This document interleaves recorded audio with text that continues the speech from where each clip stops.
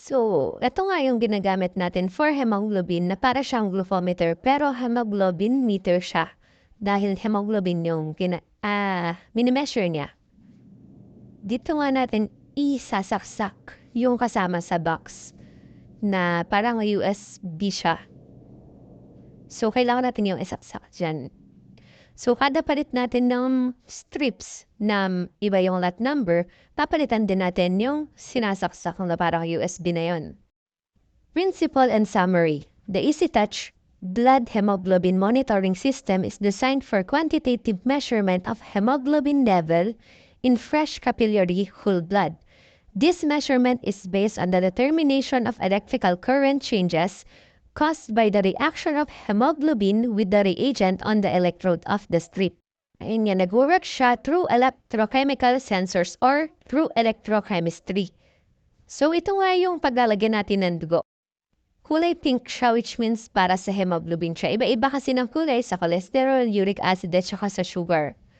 So, dito natin ilalagay yung mismong dugo from the EDTA tube, or kung ala ka namang EDTA tube, pwede naman directly na through puncture, parang glucometer lang. So, pagka-insert nga natin ng strip, makikita na natin sa screen yung symbol na pwede na tayong mag-collect ng blood.